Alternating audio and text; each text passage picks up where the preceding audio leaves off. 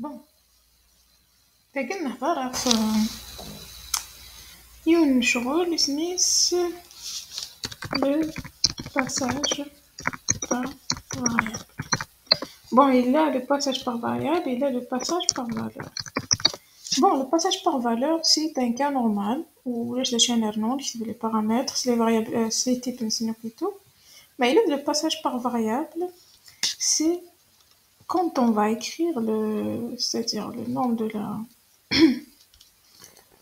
de la procédure dans la fonction. Après, avec entre parenthèses, quand on va écrire le nom des variables liées, de point de type, on précède le nom des variables par le mot-clé var. Les variables var. وكي مقال le passage par variable من نستخدم واجيني ما إلا les paramètres la procédure دي la partie traitement les paramètres هكا تبدل la valeur تسمى شغل يتغير لكن اللان. Ça, par exemple, quand je calcule la somme, okay. Je calcule la somme, c'est x et y de type intéger. On va calculer la somme, une fonction dans une procédure, mais l'essentiel, mal calculer la somme. X plus y, je ne vais pas changer x, je ne vais pas changer y. Donc, je ne vais pas mettre var avant les variables x. Ça ne sert à rien que je ne le mette pas, ça ne change rien, parce que le x plus le y, c'est dénel à la valeur. D'accord? Donc, on va donner un petit exemple. Okay. Un petit exemple pour montrer le passage par variable, l'utilité, d'accord? Exemple qu'on va donner, par exemple,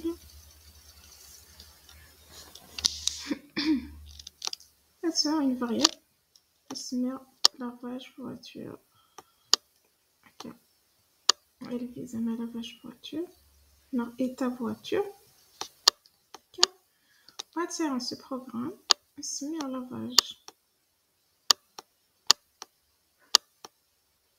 Voilà. On va sur est-ce que la variable état voiture qui est de type string. Soit sale, soit elle est clean, soit elle est sale. D'accord? Soit elle est propre, soit elle est sale. On va de la procédure qui la fasse, il va transformer l'état de la voiture en propre, clean. D'accord? On va avec le programme principal, quand je vais appeler la procédure lavage et clean, et quand je vais initialiser l'état de la voiture à sale, après je vais appeler la procédure lavage et clean, et je vais afficher l'état de la voiture. En principe, il a pas différent. Après, quand je vais appeler la procédure lavage à clean, l'état de voiture, il va afficher propre. On va voir l'utilité de mot-clé var. Ok? Donc, je vais copier le code de Kingan pour faire vite.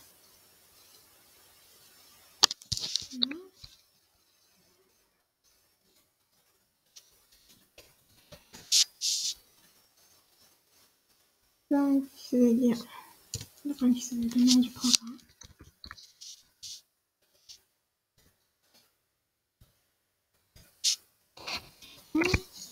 Donc, une procédure lavage, ça en paramètre une variable de type string. On a l'état de voiture, on va état de voiture, il y aura clean, propre. Ok? On va d'abord désigner l'état de voiture du programme principal. Je dis qu'il a un argument du même type que paramètre. J'initialise état de voiture à sale. Après, je vais l'afficher pour confirmer l'état de voiture avant lavage et je vais afficher une afficher ça. Après, je vais appeler la procédure lavage avec l'argument état voiture. Donc, il y aura état voiture clean. Okay? Le principe, c'est ça. Après, il va afficher état de voiture après lavage et donc il va afficher la nouvelle valeur de état de voiture. Donc, c'est ce qu'on va tester.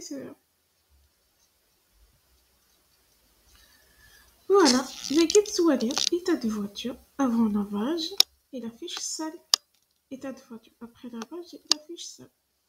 Et pourtant, le connaît de clean, on a changé état de voiture à clean. D'accord? Qu'est-ce qui manque de dire? Parce qu'ici, on a fait un passage par valeur. Pour faire un passage par variable, pour indiquer que cette C'est-à-dire ce paramètre, il va changer de valeur à l'intérieur de cette procédure. Il faut le précéder par var. D'accord? Donc je compile, j'exécute. Voilà, donc ça, il y aura qui. D'accord? Donc le changement est effectué sur le paramètre en mentionnant var begin. D'accord? Donc on va ajouter deux autres exemples. Un exemple qui va bien sûr éclaircir genre ce principe-là, parce que tu à chaque fois soit un calcul, c'est une obligation que ça je variable. Non, parce que le guinée, il concerne le paramètre qui va changer. C'est-à-dire si c'est est-ce que le paramètre guinée en entrée, c'est une autre variable qui va changer de valeur, ça ne veut pas dire qu'il y a un passage par variable. Ok? Donc c'est le paramètre qui vous donne cette variable, c'est pour ça que je suis obligée de faire var passage par variable. Ok?